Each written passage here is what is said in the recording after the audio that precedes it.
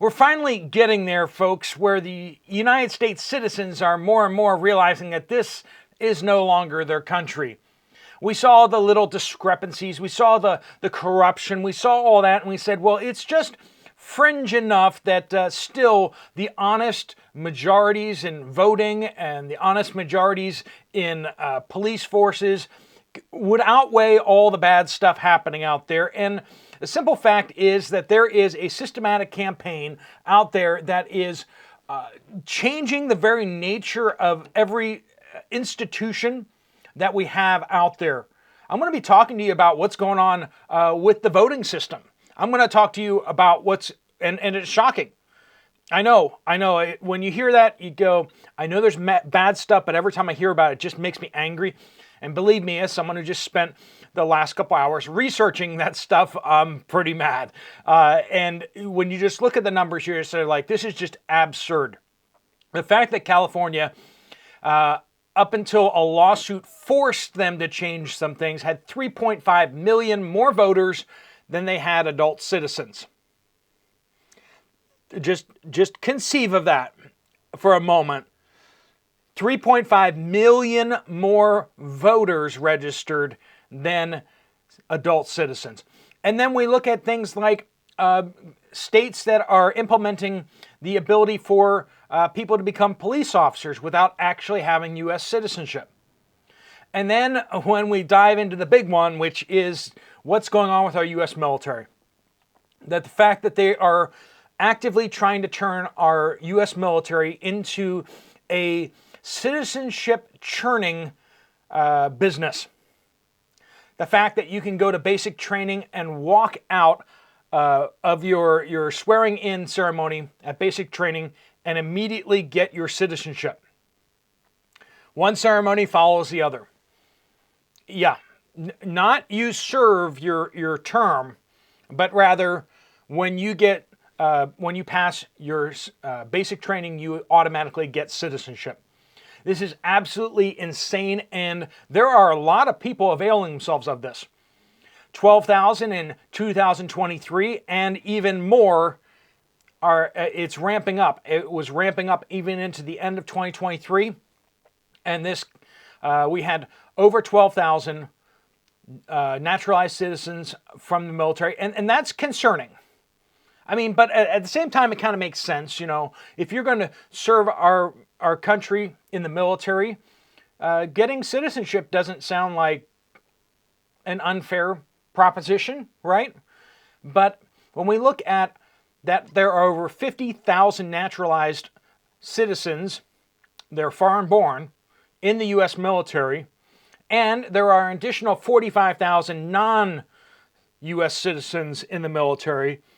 You start seeing that that's closing in on 10% of the U.S. military is foreign born.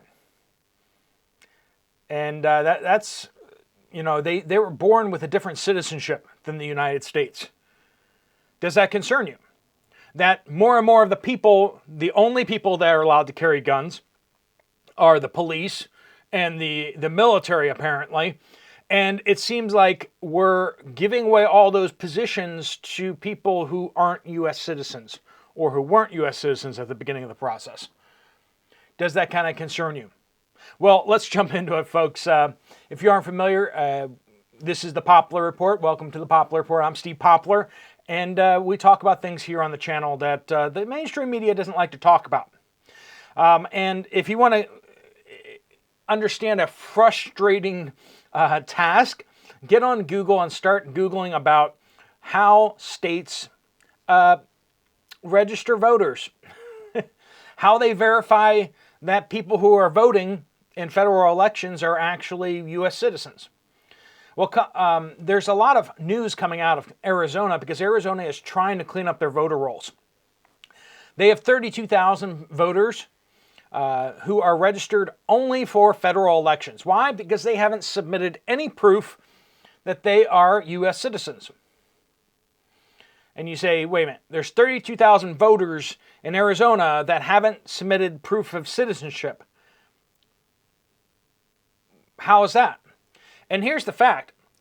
No state requires proof of citizenship in order for you to vote. Did I just blow your mind? I mean, didn't have to show birth certificate, passport, social security cards, nothing. Don't have to show anything. You can just register to vote, check the little box, and under penalty of perjury, state that you are indeed a U.S. citizen. Oh, well, you say you're a U.S. citizen. Well, then, here's your ballot. That's how it works. And when you're in states like California, Colorado, they hardly check anything. In Colorado, what they do is they take their DMV database, their driver's license database, and they take that information, compare it against these applications for voting, and they see if they get any, connections. So if you submit a thing to become a voter, and you use a name and address that corresponds to a driver's license, and to get that driver's license, you submitted documentation that indicated that you were not a U.S. citizen, then they go, oh, well, you're not supposed to be on that voter roll. Of course, they do that after the election. That's right. You can get your voter registration before the election, vote, and then afterwards they can be like, oh, actually you weren't supposed to be a voter. But let's just throw out a hypothetical here. What happens if you give voter information that doesn't correspond to any driver's license because the person doesn't exist? Well, no problem there, because clearly that didn't trigger the Colorado's in-depth analysis of whether you're a U.S. citizen. Unless you do something stupid, you can stay registered based on your word alone that you are, one, a person, like that you actually exist, and two, that you are indeed a U.S. citizen. See any flaws with that policy? Well, in Arizona, they're like, yeah, that's not good. That's not good. We should at least check to see if these people are citizens before we let them vote again for, people that go for Congress, senators, presidents. We should check to see if they have their citizenship. They're sitting there with 32,000 people, most of them registered around college universities, where they have voter drives. So they have these organizations that are, they get money based on how many voters they register. And in those same districts, small districts, is where all the voters seem to be showing up. So, I think it's a natural question of, one, do these people actually exist? And two, even if they do exist, are they actually, citizens? And this is Arizona actually checking into this stuff. A lot of other states just don't do that. Because you can either register directly with the state in order to become a registered voter, or you can use the federal form. Now, a lot of states do require that you prove that you are a citizen, but the federal form doesn't.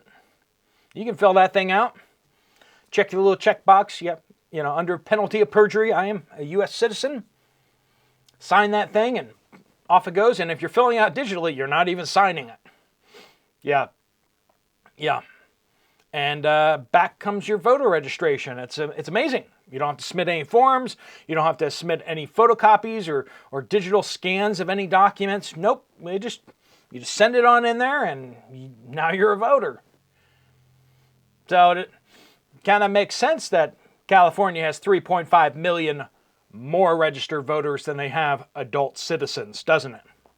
Los Angeles County alone has had 112% of their adult citizens, 112% was how many actual registered voters they had in the county.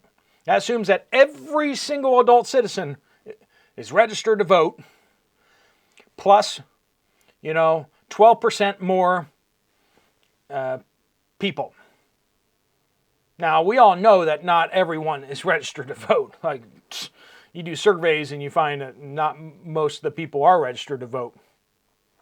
So you're just seeing this rampant fraud, this rampant, and when you look at the number of ballots cast too, it's also quite, crazy.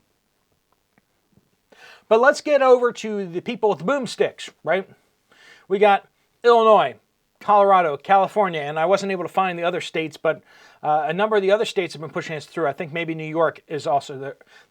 The city of New York City is there, but I'm not sure if the state has gone that way too.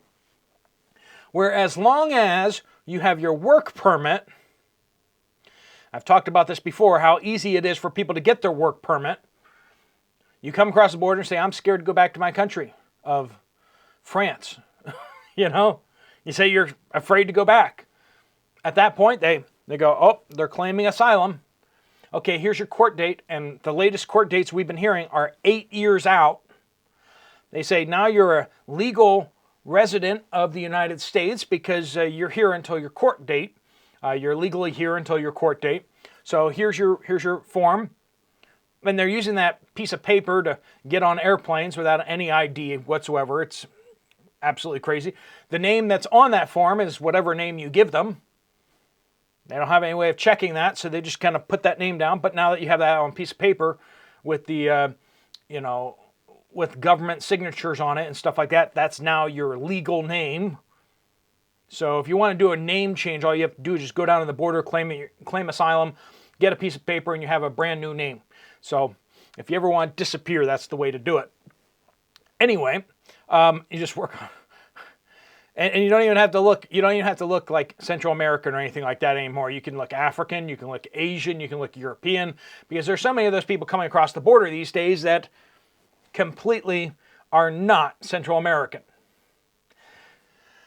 So you get your piece of paper, and now that you're a legal citizen, you can then wait. I think it's 2 or 3 months. You can apply for your work permit. Yeah. All the suckers that are waiting around the world to get a green card, they get to the back of the line because these people who come here, claim asylum, they immediately get their work permits, and now they have a tax ID number and they can go get a job. And in some states like Illinois, Colorado, California, the city of New York City, you can go become a police officer. You can take that tax ID number and you can go become a military member. And if you become a military member, guess what? As soon as you complete basic training, you now have U.S. citizenship. Based on the name that you gave those dudes when you crossed the border, without any paperwork, you're now a U.S. citizen with that new name. So if you have tons and tons of taxes that you owe or something like that to the federal government, that's probably the only way that you have to get out of it, is to disappear and then create a new identity through the southern border. I'm sure no criminals whatsoever are using this. I'm sure none of them are, right? And this is just absolutely insane what's going on. There is no rule of law in our country anymore at a federal level. And people are starting to realize that. What happens when people get to the point where they realize that and are done with it? A lot of people are just unplugging. They're just like, I can't deal with it. I can't do anything about it. I'm just done with it. But what happens when enough people decide that they're going to do something about it? And that's when you start seeing scenarios of things like civil wars. That's when you start seeing secession movements. That's when you start seeing people banding together and getting their state to do something about it.